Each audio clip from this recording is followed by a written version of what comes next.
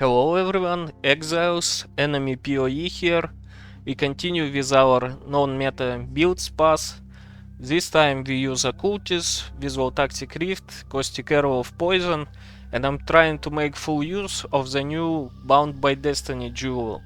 Quick disclaimer, build turned out to be fairly expensive with all the double influence items and Awakener orbs needed to craft the gear, and relatively weak for its price, and I'm not recommending anyone to try this exact setup. Maybe you can change some stuff around and get much better results. We've ended up with 10 million poison DPS and mediocre defense.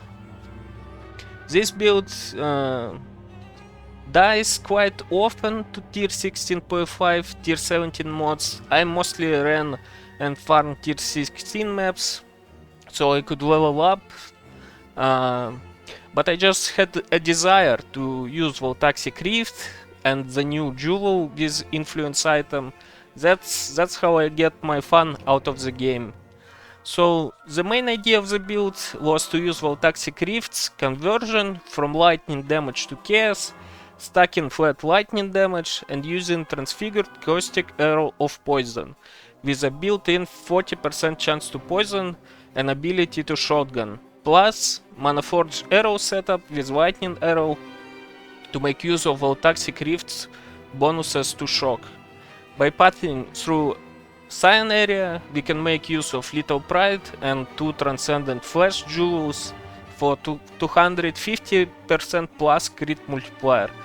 And power charge stacking from Occultist will help us to cap our crit and use Perfect Agony.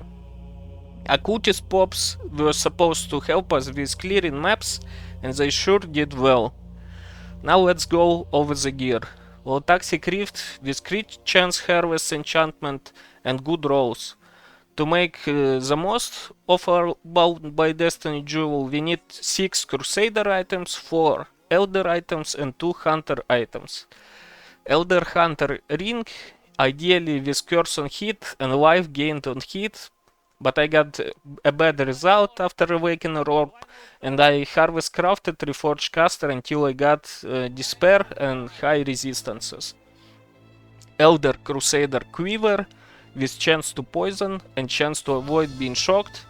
In combination with a Beast Jewel and Storm Shroud Unique Jewel, we achieve complete elemental ailment immunity. Elder Crusader Gloves, which we recraft after Awakener Orb, since there aren't many useful influence mods for us. We roll for accuracy, life, resistances. Hunter Crusader 2 toned boots with tailwind, maximum fire resistance and movement speed from Veiled Orb after a suffixes cannot be changed craft. Elder Crusader belt with % increase maximum life and critical strike chance against shocked enemies. We craft prefixes cannot be changed and harvest reforged speed, which guarantees us increased attack speed during flask effect. Double influence helmet, Crusader Warlord with maximum power charge and fist taken as lightning damage. After we use Awakener Orb, we can use prefixes cannot be changed and harvest Reforged Crit to get some extra critical strike multiplier and whatever useful stats we get by chance. Manifold Ring, Shaper Crusader with flat lightning damage against shocked enemies and per power charge. Gives us a solid flat damage increase, especially with quality. We use unique Badge of Brotherhood amulet to get 9 maximum frenzy charges from our 9 power charges, and we can easily generate frenzy charges with Manaforge frenzy setup. Necrotic body armor with Eldritch Implicits, fist taken as elemental damage and maximum elemental resistances. I used dense fossils until I got high enough, decent enough energy shield and evasion, and then crafted suffixes with Eldritch Chaos Orb for resistances. With this gear setup, we can benefit from all our bonuses from Bound by Destiny, extra power charge, base attack crit chance, and unaffected by poison. Allows us to use Golden Rule, Unique Jewel, to solve chaos resistance. Gems. Main link is Caustic Arrow of Poison, Volatility, Greater Volley, Awakened Unbound Ailments, Awakened Deadly Ailments, and Power Charge on Critical.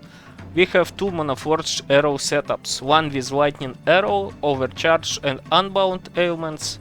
I was hoping for high shock from this setup with Voltaxic Rift, but with my current gear I only get like 40-50% shock on non-Uber bosses. Second Monoforge setup features Frenzy and Storm Rain, supported with Withering Touch, Life Tap, and Cooling Strike.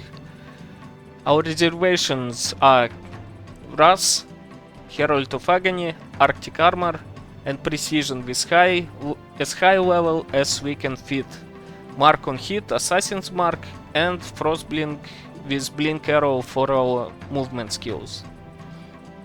3. On our Occultist Ascendancy, we grab Profane Bloom, Void Beacon, and Withering Presence. Forbidden Power for extra power charge and increased area of effect to increase shotgunning ability of Caustic Arrow of Poison. We start a switch, we grab power charge nodes, life, we get Jewel, socket for our Watcher's Eye, lightning damage, and damaging ailments inflict damage faster is pretty cheap. I found one with suppress. Vita 2 for intelligence node into chance to poison to cap our poison chance. Then we move on to Cyan area. We get all three Jewel sockets for our combo with Transcendent Flash. You can see like 135 critical strike multiplier, 121 increased critical strike multiplier because we socket in Little Pride, which adds strength to all the nodes around it. Also we pick Tempered by War. Since we have some maximum fire resistance on our gear, on our flask, and we use Arctic Armor, this node is fairly good for elemental damage mitigation. Then we move on to Ranger area. We pick up some bow, accuracy, critical, suppression nodes, life, and we socket our Light of Meaning with increased chaos damage here. It gives us a lot of increased damage. Perfect Agony. We move on up to Trickster area, grab Ghost Dance, grab Power Charge. Final Power Charge, we annoyed Overcharge on our Amulet. Also, we go down and pick up Unnatural Instinct in this area. It's really good, a lot of bonuses, gives us around 15% increased damage, so this one is important. And we branch up for another Jewel socket to get our Golden Rule to reflect poisons on ourselves and get chaos resistance per poison to solve our chaos resistance. Also we use Impossible Escape with Chaos Inoculation, so we can get our second curse, and also there is a good node, Atrophy, also a little bit of damage for us. For the Mercenary, I found Toxicologist with Grace, Malevolence, and Withering Step. So I've all my gear. I prioritized Malevolence Aura effect. So I've got 20% on my rings, 15% on Amulet, and 37% on rare item with Eldritch Implicits. We also use Learcast for 50% increased damage, and that's about it. Calm's Binding, everything else is just rares for resistances and defense. So, in conclusion, In the end, I feel like Voltaxic Rift Ball loses to good rare Fizz KS Ball. And Shock wasn't really high enough to be worth the whole struggle to fit in Voltaxic Rift, since I ended up dealing like 40-50% shock to bosses. Bound by Destiny Jewel also takes a heavy toll on our gear, and you'll probably get a lot more damage and defense if you just give up those items and go for nice rare items. But I like to first build around my ideas, and only after I finish the character to determine if it's good or not, because if I first PB all my ideas, I lose the journey, or the whole journey of exploring and trying out different ideas.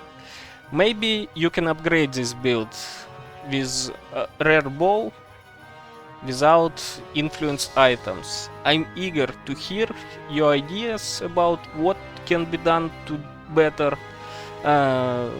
current build as it is. I don't recommend to play unless you want to spend 100 plus divines on a 10 million DPS character.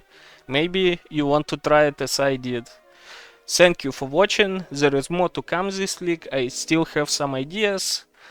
Join me on my stream, twitch.tv enemypoe.